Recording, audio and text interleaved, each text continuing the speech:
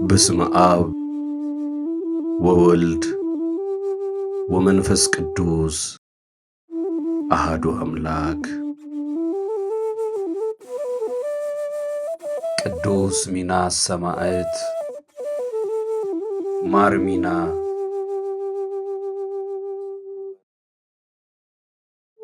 በምልጃው ፈጥኖ በመድረስ የሚታወቀው በምድረ ግብጽ ተወዳጅ ከሆኑ ሰማዕታት ዋነኛው በግብፃውያን ዘንድ ልዩ ቦታ ያለው ስሙን ጠርተው የማይጠግቡት ከታላላቅ ሰማዕታት አንዱ የሆነውና ዛሬም ድረስ ለጆሮና ለዓይን ድንቅ የሆኑ ተአምራትን የሚያደርግ በተለይ ለታመመ ለደከመና ለተጨነቀ ፈጥኖ ደራሽ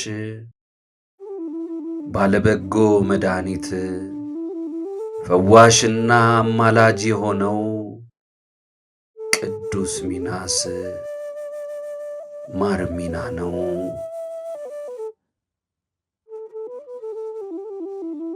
ቅዱስ ሚናስ ከደጋግ ቤተሰቦቹ የተገኘ ሲሆን እናቱ ልጅ ስላልወለደች በእመቤታችን በዓል ዕለት ወደ ቤተ ክርስቲያን ገብታ ልጅን ይሰጣት ዘንድ ተማጸነቻት። ያን ጊዜ ከእመቤታችን ስዕል አሜን የሚል ቃል ተሰማ። ከዚያም ይህንን ለባሏ ነገረችው። እግዚአብሔርም የተባረከውን ልጅ በ285 ዓመተ ምህረት ሰጣት። ስሙንም ሚናስ ብለው ሰይመውታል። ትርጉሙም ታማኝና ብሩክ ማለት ነው። እነርሱም የቤተ ክርስቲያን ትምህርት በስፋት አስተማሩት። በ12 ዓመቱ አባቱ ሲያርፍ ከ3 ዓመት በኋላ እናቱ አርፋ ቅዱስ ሚናስ ብቻውን ቀርቷል።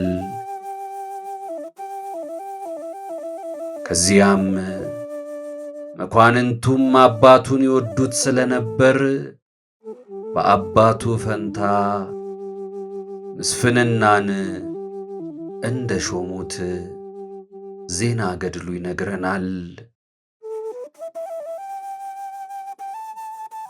ዲዮቅልጥያኖስ ክርስቶስን በካደ ጊዜ ቅዱስ ሚናስ ሹመቱን ትቶ ወደ ገዳም ገብቶ ተጋድሎን ጀመረ። ከዕለታት ባንዳቸው ሰማይ ተከፍቶ ሰማዕታትን የብርሃን አክሊልን ሲቀዳጁ ተመለከተ።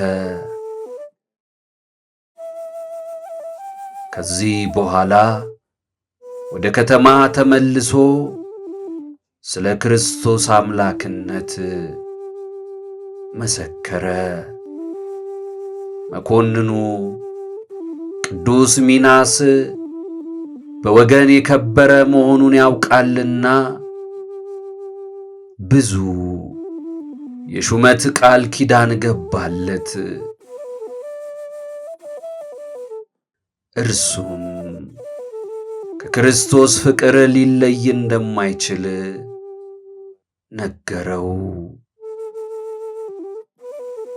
ያን ጊዜ ብዙ ስቃይና መከራ አደረሰበት። በመጨረሻም ራሱን በሰይፍ እንዲቆርጡ ታዞ ከክርስቶስ ቃል ኪዳን ተቀብሎ ኅዳር 15 ቀን የሰማዕትነትን አክሊል ተቀዳጀ። በተሰጠው ቃል ኪዳን መሠረት ለሚጠሩት በምልጃው እጅግ ፈጥኖ ይደርስላቸዋል።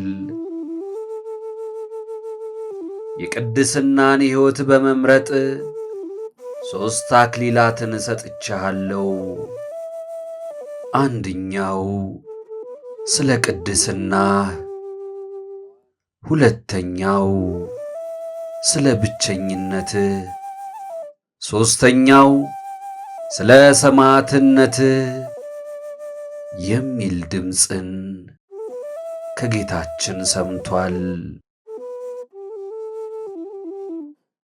ከዚያም መኮንኑ የቅዱስ ሚናስን ሥጋ ወደ እሳት እንዲጣል ቢያስደርግም እሳቱ ፈጽሞ ሥጋውን ሊነካው አልቻለም። ምዕመናንም ሥጋውን ወስደው ባማሩ ልብሶች ገንዘው አኖሩት። የመሪዮጥ አገር ሰዎች ሰራዊትን ሊያከማቹ ስለወደዱ ምልጃው ይራዳቸው ዘንድ የቅዱስ ሚናስን ሰውነት ወሰዱ። እነርሱም በባሕር በመርከብ ውስጥ ሳሉ ፊታቸው እንደ ከይሲ፣ አንገታቸው እንደ ግመል አንገት ያሉ አውሬዎች ከባሕር ወጥተው አንገታቸውን ወደ ሚናስ ሥጋ በዘረጉ ጊዜ ከሰውነቱ እሳት ወጥታ እነዚያን አራዊት አቃጥሏቸዋል። ሰዎቹም ይህንን አይተው በእጅጉ ተደንቀዋል። ወደ እስክንድርያ ደርሰው ሥራቸውን ፈጽመው ወደ አገራቸው በሚመለሱ ጊዜ የቅዱስ ሚናስን ሥጋ ከእነርሱ ጋር ሊወስዱ ወደው በግመል ላይ በጫኑት ጊዜ ግመሉ ከቦታው የማይነሳ ሆነ። ሁለተኛም ሌላ ግመል ቢጭኑ እርሱም የማይነሳ ሆነ። ስለዚህ ዛሬ ድረስ የቅዱስ ሚናስ ስዕል ሲሳል እነዚህ ግመሎች አብረው ይሳላሉ። እነርሱም ያ ቦታ እግዚአብሔር የፈቀደለት ቦታ መሆኑን አውቀው የከበረ ሥጋውን በዚያው አኖሩት።